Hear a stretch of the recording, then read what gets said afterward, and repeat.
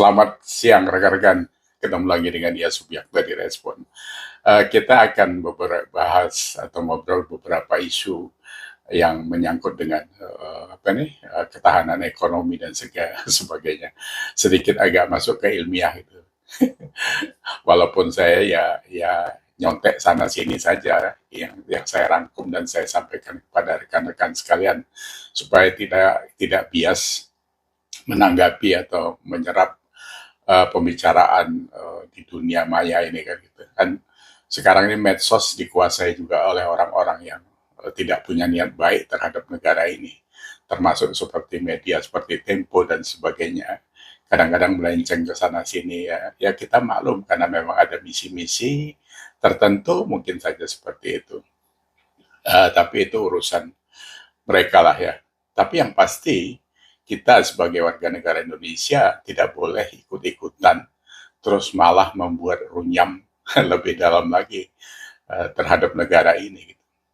Kita lihat ya, soal APBN ya, soal ketahanan fundamental kita di ekonomi. Saya coba membaca, mengambil beberapa angka, bisa saja harus butuh validasi yang lebih dalam.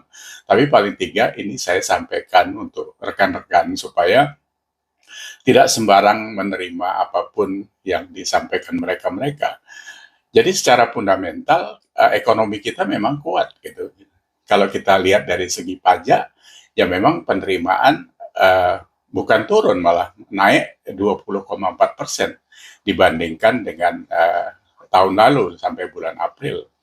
Belanja kita memang ada kenaikan menjadi 800 sekian triliun dikurangi penerimaan pajak, jadi ada defisit kira-kira 240 atau 258 ya. Saya belum dapat angka pastinya, tapi paling tidak memang ada penambahan karena ada MBG ya.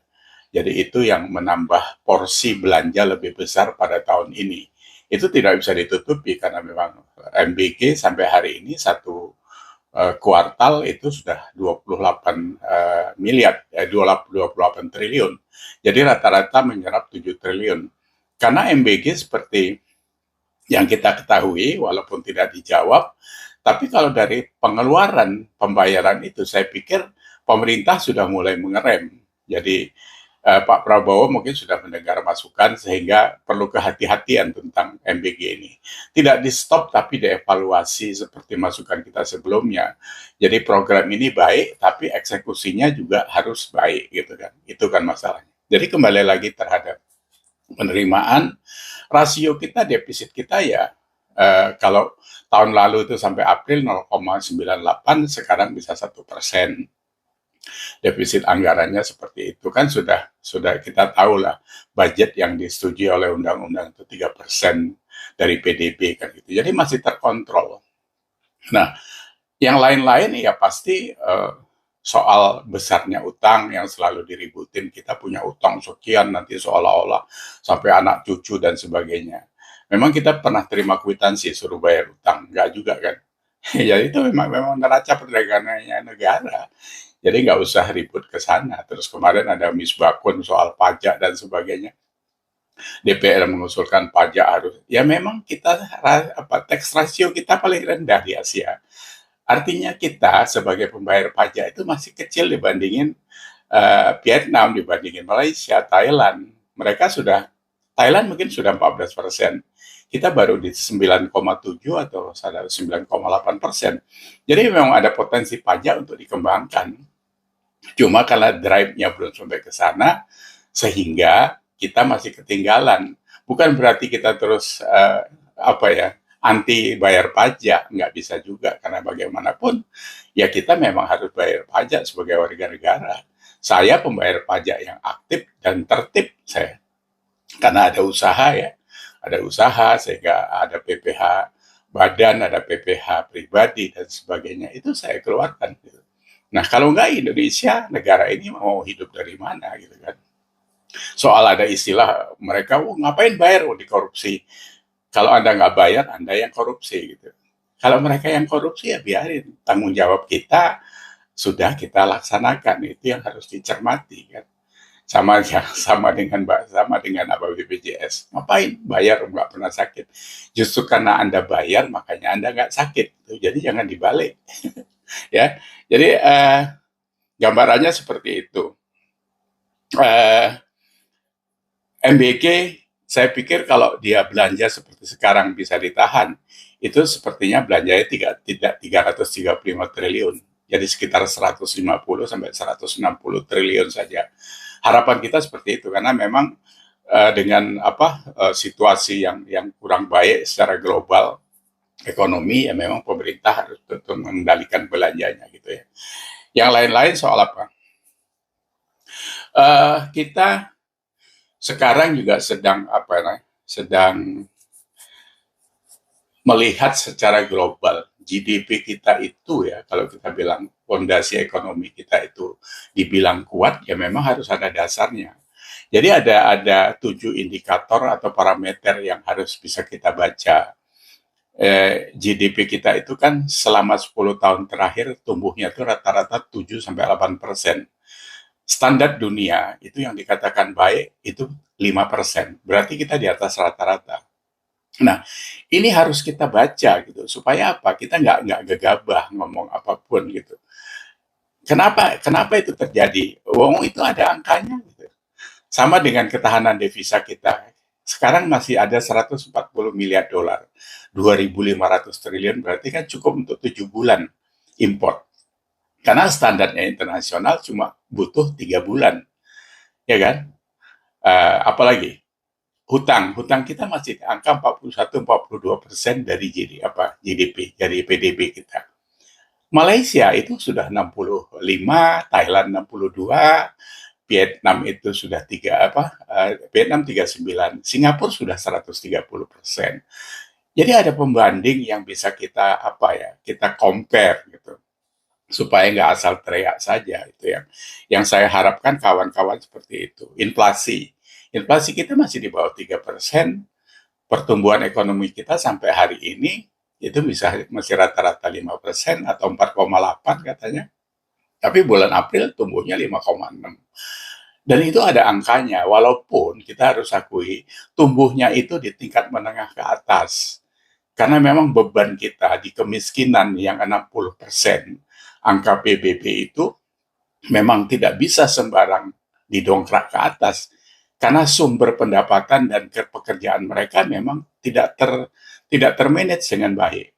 Saya lihat itu 74% di petani. Petani kalau yield-nya, hasil dari mereka berproduksi dari lahan yang cuma 3.000 meter persegi itu sampai kapanpun tidak bisa naik tidak bisa mengentas dari kemiskinan itu sendiri.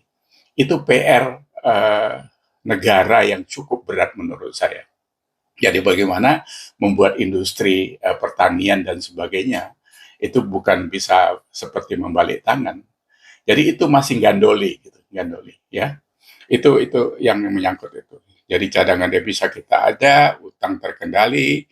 Kita masih menduduki peringkat 16 top dunia dalam fundamental ekonomi. Jadi masih nomor 16 kita dari sekian ratus negara. Kekuatan daya beli kita nomor 7. Jadi purchase power parity kita itu masih nomor 7 di dunia. Jadi Indonesia ini luar biasa gitu. Yang mengkhawatirkan justru bonus demografi kita. Anak-anak usia kerja sekarang ini ada kecenderungan untuk makin melebar tingkat pengangguran itu. Karena apa? Lulusan SMK dan SMA itu mendominasi. Berapa persen? 39%. Nah itu tingkat mereka kejuruan SMK tidak match, jadi mismatch terhadap kebutuhan pekerjaan gitu. Nah ini yang saya dengar dari pidato Perdana Menteri Singapura kemarin. Negara harus hadir untuk menyiapkan apa yang kira-kira kebutuhan ke depan. Apakah pelatihan AI yang perlu dipercepat, diperbanyak, karena tidak bisa dipungkiri dan tidak bisa dihindari bahwa anak-anak kita ini nanti akan bersaing dengan AI. Kalau mereka tidak nyemplung di pusaran itu, ketinggalan pasti sudah. sudah pasti ketinggalan. Kedokteran saja sudah nanti pakai 5G, sudah bisa operasi dengan jarak jauh 300 kilometer dan sebagainya. Kita nggak bisa ngebayangin tadi ya. Mobil bisa parkir sendiri dan sebagainya. Nah, kalau anak-anak kita tidak disiapkan ke sana, dia pasti jadi lolok saja nanti. Jadi plonga-plongo, mau ngerjain apa nggak ngerti dan sebagainya. Saya nggak tahu. Kalau ini kita kaitkan dengan MBG, ini yang saya khawatirkan dari kemarin adalah tidak terintegrasi antara gizi yang mau didongkrak dengan keberadaan sekolah dan guru. Ini masukan buat pemerintah siapapun. Jadi itu yang melemahkan itu justru. Jadi kalau kemarin saya lihat Pak Prabowo bengok-bengok pidato di Hari Buruh, malah tanggal 2-nya hilang itu. Jadi sebenarnya kalau kita kaitkan dengan program MBG-nya, kenapa Pak Prabowo tidak ikut meresmikan Hari Pendidikan Nasional itu? Kenapa hadirnya di Hari Buruh gitu? Apakah memang senang kalau Indonesia ini menjadi buruh semua gitu? Tidak menjadi intelektual. Tapi ceritanya gizi kan gitu. Nah ini kalau saya lihat memang stylenya Pak Prabowo. Ya, jadi itu yang mudah-mudahan bisa berubah karena masih ada 3,5 tahun lagi. Gitu. Indeks persepsi korupsi kita masih tinggi. Ini PR. Penegakan hukum juga masih tinggi. Ini yang kita lihat apa ya? Terus yang terakhir itu tentang birokrasi. Itu memang luar biasa sulitnya kita. Saya ngomong saja lah, kawan-kawan saya ada yang bisnis di galian C, tambang dan sebagainya. Itu ngurus izin di Jawa Timur ini ya. Itu ada yang 1 tahun, ada yang 1 tahun lebih, dan biayanya itu bukan kecil. Duit ratusan juta itu bablas bisa izinnya nggak keluar. Ini kita sudah ngomong beberapa kali ya. Saya sudah ngadapin kalau itu. Ngurusin izin industri kecil saya saja harus seluman-selumun, harus ngasih duit di bawah meja dan sebagainya. Perlambatan itu menghambat tenaga kerja di sektor-sektor itu. Ya, itu yang harus dipahami, harus disadari dan harus merasa berdosa lah kalian orang-orang yang ada di lingkaran itu ya. Nah, saya pikir itu. Hal-hal di atas itu harus menjadi optimisme kita sebagai bangsa Indonesia yang besar ini. Makanya saya selalu menetralisir serangan-serangan orang yang tidak bertanggung jawab terhadap pemerintah atau siapapun yang cuma ribut di medsos. Kemarin kita ini ribut soal Pak Amin Rais, bicara soal Teddy dan sebagainya. Itu kerjaan apa seperti itu? Banyak kerjaan yang lain yang mestinya dia sebagai public figure, sebagai orang yang pernah menjadi ketua MPR, itu kan harusnya tidak seperti itu mainnya. Kok kayak jadi apa ya, kayak anak-anak gitu. Itu membuat ribut di dalam. Teddy itu yang harus disoroti itu sebenarnya sebagai apa ya, sekretaris kabinet. Dia itu kan seperti CEO sebenarnya, mendampingi presiden membuat strategic plan bagaimana ke depannya Indonesia. Jadi kerjanya itu bersama menteri kan gitu. Kapasitasnya itu yang ditanya tentang itu gitu, jangan tentang yang lain. Ya, jadi kalau sekarang ada MBG pernah direview atau tidak, karena dia itu mendampingi presiden. Ada KDMP itu mau diapain? Harusnya gitu. Saya melihat justru kapasitasnya Teddy tidak ada di sana gitu. Itu yang melemahkan Pak Prabowo gitu kan. Tapi ya kita nggak tahu karena memang kita tidak pernah mendengar melihat itu di dalam lingkungan Hambalang atau di rumahnya atau di istana, kita nggak tahu itu. Nah sekarang dengan hadirnya Pak Dudung sebagai sekretaris presiden ya, KSP ya, itu justru sebagai eksekutor, jadi COO dianya. Tapi kalau itu strategic plan-nya tidak bagus, yang dieksekusi juga jadi tidak bagus gitu. Kecuali Pak Dudung bisa mengoreksi strategic plan itu, memberi masukan gitu maksudnya. Saya tidak menyaksikan kapabilitasnya Pak Dudung karena beliau punya integritas yang tinggi. Kita ingat bagaimana jangan Pak Jokowi beliau yang membubarkan FPI. Kemarin juga dia sudah peringatkan lagi terhadap Rizik supaya mulutnya jangan gecor dan sebagainya. Itu salah satu Yang saya pikir mulut-mulut jahat ini sebenarnya harus di stop semua. Ya, kita kemarin baru diributin oleh Pak JK tentang urusannya dengan ceramah dan sebagainya, ditimpali lagi didatangin Pak Din Samsudin dengan 40 ormas, ngadukan Ade Armando, Pak Abu Janda, Grace Natali, yang kayak gitu itu. Ngapain dikerjain yang seperti itu? Ya, coba kalau dibalik memberi kata yang memaafkan atau menganggap itu sebuah proses anak muda yang ngomongnya bisa salah, kan luar biasa kehadiran Pak JK itu. Jadi jangan dibalik. Nah kayak gini nih yang harus dihindari. Ya tapi tentunya Pak Presiden juga sebagai kepala negara tidak boleh gegabah juga mengambil tindakan sebagai pemantik hal-hal yang banyak membuat masyarakat gerah gitu. Kemarin pelantikan Jumhur sebagai menteri yang dikomentari orang. Wong kita mau ngelamar satpam aja pakai SKCK gitu. Masa jadi menteri bekas narapidana jeblum gitu aja. Ini kan ditarik-tarik dari mulai Burhanuddin Abdullah ya. Ini yang sebenarnya agak kurang sensitif kalau menurut saya Pak Prabowo. Jadi itu yang harus diminimalis lah. Soal suka tidak suka kepada orang atau untuk menjadi satu grup yang menguatkan pemerintahan ya silakan. Tapi kita punya masyarakat, jadi nggak bisa. Karena bukan istilahnya itu karena kita negara, jadi institusi ini yang harus kuat, bukan individunya yang harus hebat gitu. Tidak ada presiden yang hebat, tidak ada kan tanpa rakyat presiden itu tidak ada hebat-hebatnya. Jadi kalau sudah tidak ya tidak bisa kuat. Negaranya tidak bisa kuat kalau cuma presiden saja yang hebat pidato, hebat ngomong, hebat apapun itu. Kalau rakyatnya sudah tidak merespon apa yang dikatakan presiden, ya sudah semua keropos kita nih, ya. Nah, yang lain-lain saya pikir kurangi sajalah pidato-pidato seperti itu. Kita ini masih banyak PR yang saya bilang tadi itu. Jadi fundamental absolut kemiskinan kita ini sangat mengkhawatirkan sebenarnya. Saya baca dari data yang ada tahun 66 ya, Vietnam masih 66% miskinnya, sekarang dia tinggal 6, kita dulu 6% sampai 11%, malah kita sekarang 60 sampai 68%. Jadi luar biasa, gagalnya itu luar biasa kita. Sementara yang lain-lain sudah mentas dari situ semua. Malaysia tinggal 1,3%,